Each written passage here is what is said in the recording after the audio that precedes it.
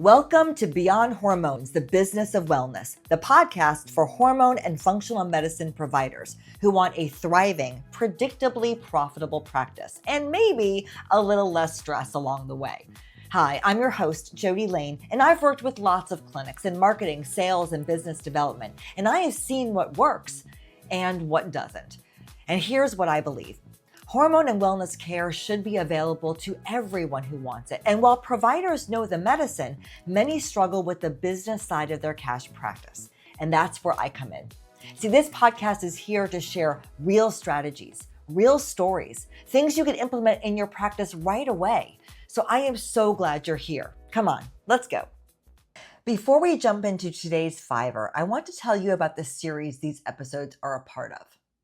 For the next few months, our Thursday episodes are a part of the Clinic Accelerator series, where we share short, practical strategies pulled directly from the courses inside the Accelerator, which is our training platform for hormone and wellness clinic owners. Everything we teach inside the Accelerator is built around our POWER framework: positioning, operations, workforce, experience, and revenue, the 5 areas that determine whether a clinic struggles or becomes predictably profitable.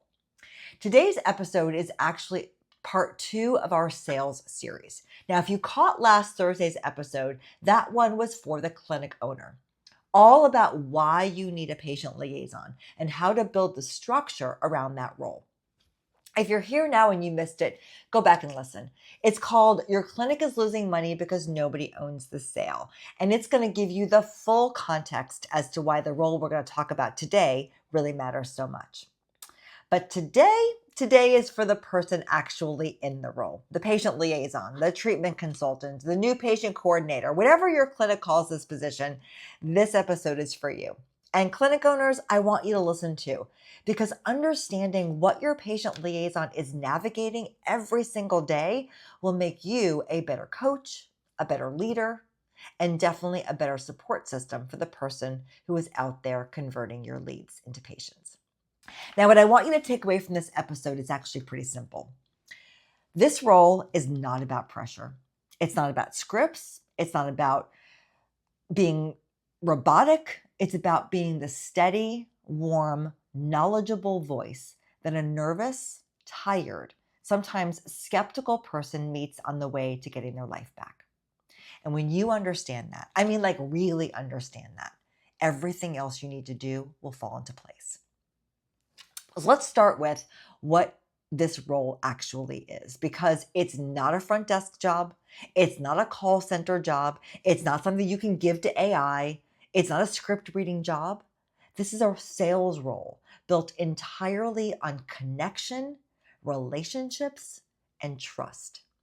Your job as patient liaison is to guide patients, not push them. You are the first real human experience many of them have after landing on a landing page or a website or seeing an ad. And these people calling your clinic are not in great shape. They're tired. They have mental fog. They may not have slept in weeks. They've probably been telling themselves for months or maybe even years that they're going to deal with how they feel eventually. And now they're finally reaching out and they could be nervous. Some of them have already been told by their primary care doctor that hormones aren't necessary. Some have Googled it and came across some really fear-based content. Some have partners or family members who are skeptical, telling them not to do this, and your job is not to argue with any of that. Your job is to listen, empathize, and gently help them see that they are in the right place. You're not just selling a treatment. You're helping someone get their energy back. You're helping them sleep through the night. You're helping them feel like themselves again. You could even be saving their marriage. That's the work. I want you to hold on to that. Now let's talk about what happens when a lead actually reaches out for the first time, because that first interaction sets the tone for everything. And the first thing you need to know, speed matters. Same-day response during business hours is the goal. These people are often reaching out to more than one clinic at a time, and the first person to respond is usually the one who's going to get the appointment. When you do connect, whether it's by phone or by text or even by email, don't dive straight into logistics about how they schedule their appointment. go ahead and talk to them, get to know them, try to build a little bit of a relationship first. Ask how they're feeling. What have they been dealing with in their life lately? How long have these symptoms been going on? What have they already tried? What has worked and what hasn't worked? See, this kind of conversation does something really important. First of all, it makes them feel seen and heard, something they may not have had for a very long time about these symptoms. And people don't book appointments with practices that they don't feel connected to. Now, when you're on the phone, a few things matter enormously. First is answer within 3 rings. Smile before you pick up. Yes, you can actually tell when someone is smiling when they're talking. Give that call your full attention. Speak clearly and slowly and take notes. Gather as much as you can on that first call. Their name, their symptoms, how they heard about you, their preferred way to be contacted, when is a good time to contact them. All of that goes into your CRM so that when you follow up, you know you remember them. Now, this matters more than you think. If they don't answer, leave a warm message and follow that up with a text and an email. Most people won't pick up an unknown number. That's just the way the world works these days. But you need to use multiple channels to get to those leads. Now, how do you support the consultation? See, your role is all about supporting the consultation, and you want to make sure everything before and after it goes smoothly. Before, you want to confirm that labs are done, paperwork are complete, remind them what to expect, let them know whether it's virtual or in person, how long it's going to take, what the provider will be going over. The more prepared they feel going in, the more relaxed they will be, and the more likely they are to say yes in the end. Now, after the consultation, this is your moment. Most patients walk out of a consult feeling a mix of hopeful and overwhelmed. They might not have said everything they wanted to say in their room. They might not have told the provider that they have more questions because they're just too nervous to ask. Your job is to be their safe landing spot. Start off by asking, okay, how are you feeling? Is there anything the provider said that didn't feel clear? Or do you have any questions that you did not get answered? Many patients won't speak up in the consult itself. They don't want to interrupt, or they don't want to admit to the doctor that they're confused, but they'll tell you. Just create that space. Let them walk in and tell them what they're thinking. Then you can talk them through pricing and all the next steps in a very calm and private conversation. Recap what the provider recommended and why, and help them feel confident in their decision to move forward. Oh, one more thing. Get the context from your provider before the post-consult conversation. Either have a quick debrief or ask your provider to write down key recommendations so you can speak intelligently to them. And then the handoff is everything. All right, now, what do you do when someone hesitates? Because they're going to, and it is totally normal. And it's not that you're trying to convince them. And I don't want you to panic because hesitation is almost never actually about the thing they say it's about. Usually they say it's too expensive. Is usually it's, I'm not sure it's going to work for me. I need to talk to my spouse is usually, I need to feel more confident before I commit.